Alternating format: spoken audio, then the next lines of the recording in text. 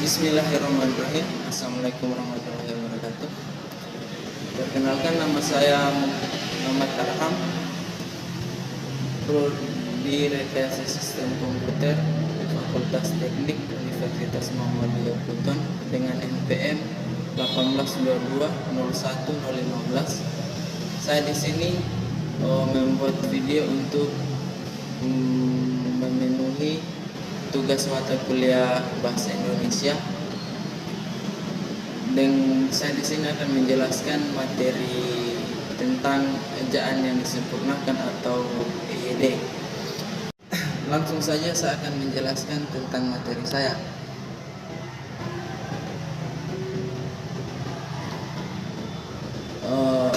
Dalam memadukan satu kesepakatan dalam etika berbahasa, disinilah peran aturan baku tersebut digunakan.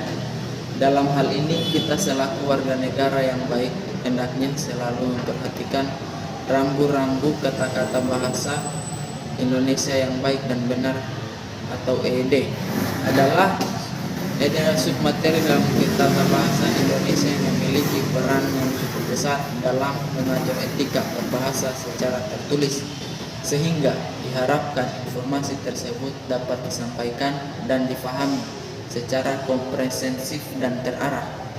Dalam prakteknya, diharapkan aturan tersebut dapat digunakan dalam keseharian masyarakat, sehingga proses penggunaan kata bahasa Indonesia dapat digunakan secara baik dan benar. Ejaan yang disempurnakan adalah ejaan bahasa Indonesia yang berlaku sejak tahun 1972. Ejaan ini menggantikan ejaan sebelumnya, ejaan Republik atau ejaan Suwandi. Ejaan adalah seperangkat aturan tentang cara menuliskan bahasa dengan menggunakan huruf, kata, dan tanda baca sebagai sarana. Batasan tersebut menunjukkan pengertian kata ejaan berbeda dengan mengeja. Mengeja adalah kegiatan melafalkan huruf, suku kata atau kata. Sedangkan ejaan adalah suatu sistem aturan jauh lebih luas dari sekedar masalah pelafalan. Ejaan mengatur keseluruhan cara menulis bahasa. Ejaan merupakan kaidah yang harus dipatuhi oleh pemakai bahasa demi keteraturan dan keseragaman bentuk, terutama dalam bahasa tulis. Keteraturan bentuk akan berimplikasi pada ketetapan dan kejelas makna ibarat sedang mengemudi kendaraan. Ejaan adalah rambu lalu lintas yang harus dipatuhi oleh setiap pengemudi. Jika para pengemudi mematuhi rambu-rambu yang ada, terciptalah lalu lintas yang tertib dan teratur. Seperti itulah kira-kira bentuk hubungan antara pemakai bahasa dengan ejaan. Sejarah ejaan yang disempurnakan yaitu 1. Ejaan Van Ophusen. Ejaan ini mulai berlaku sejak bahasa Indonesia lahir dalam awal tahun 20-an. Ejaan ini merupakan warisan dari bahasa Melayu yang menjadi dasar bahasa Indonesia. Kedua, ejaan Suwandi. Setelah ejaan Van Ophusen diberlakukan, maka muncul ejaan yang menggantikannya, yaitu ejaan Suwandi. Ejaan ini berlaku mulai tahun 1947 sampai 1972. 3. Ejaan yang disempurnakan atau EYD. Ejaan mulai berlaku sejak tahun 1972 sampai sekarang. Ejaan ini merupakan penyempurnaan yang pernah berlaku di Indonesia. Ejaan bahasa Indonesia yang disempurnakan atau EYD diterapkan secara resmi mulai tanggal 17 Agustus 1972 dengan surat keputusan Presiden Republik Indonesia nomor 57/1972 dengan peresmian berlakunya ejaan bahasa Indonesia yang disempurnakan. Dengan berlakunya EYD, maka ketertiban dan keseragaman dalam penulisan bahasa Indonesia diharapkan dapat terwujud dengan baik. Ruang lingkup ejaan yang disempurnakan. Ruang lingkup EYD mencakup 5 aspek, yaitu 1. Pemakaian huruf ejaan bahasa Indonesia yang disempurnakan atau EYD dikenal paling banyak menggunakan huruf abjad sampai saat ini. Jumlah huruf abjad yang digunakan sebanyak 26 buah. Di antaranya huruf abjad, huruf vokal, huruf konsonan, huruf diftong, gabungan huruf konsonan. Kedua, penulisan huruf. 2 hal yang harus diperhatikan dalam penulisan huruf berdasarkan EYD yaitu 1. Penulisan huruf besar dan 2. Penulisan huruf miring. Ketiga, Penulisan kata, ada beberapa hal yang perlu diperhatikan dalam penulisan kata, yaitu satu, kata dasar. Kata dasar adalah kata yang belum mengalami perubahan bentuk yang ditulis sebagai suatu kesatuan. Kedua, kata turunan atau kata berimbuhan. Ketiga, kata ulang. Keempat, kata gabungan kata. Kelima, kata depan. Enam, partikel. Partikel merupakan kerja tugas yang mempunyai bentuk khusus, yaitu sangat ringkas atau kecil dengan mempunyai fungsi-fungsi tertentu. Masuk di singkatan dan akronim.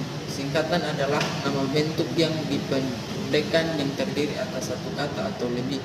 Sedangkan akronim adalah singkatan yang berubah gabungan huruf awal, gabungan suku kata ataupun gabungan huruf dan suku kata dari deret kata yang diberlakukan sebagai kata. Misalnya, SIM atau surat izin mengemudi, IKIP, Institut Keguruan dan Ilmu Pendidikan. Masuk ke angka dan lambang. Bilangan dalam bahasa Indonesia ada dua macam angka yang lazim digunakan, yaitu angka Romawi dan angka biasa. Lambang bilangan dengan huruf dilakukan sebagai berikut. Satu, bilangan utuh. Kedua, bilangan pecahan. Ketiga, bilangan tingkat. Keempat, kata bilangan mendapat akhiran an. Angka yang menyatakan bilangan bulat yang besar dapat jadi sebagian supaya mudah dibaca. 6, lambang bilangan letaknya pada awal kalimat ditulis dengan huruf. Kalau perlu diupayakan supaya tidak diletakkan di awal kalimat dengan mengubah struktur kalimatnya dan maknanya sama. 7, lambang bilangan yang dapat dinyatakan dengan satu atau dua kata tulis dengan huruf, kecuali beberapa dipakai secara berurutan seperti dalam perincian atau pemaparan. Termasuk penulisan unsur serapan. Dalam penulisan unsur serapan dalam bahasa Indonesia, sebagian ahli bahasa Indonesia menganggap belum stabil dan konsisten. Dikatakan demikian karena pemakai bahasa Indonesia sering begitu saja menyerap unsur asing tanpa memperhatikan aturan, situasi, dan kondisi yang ada.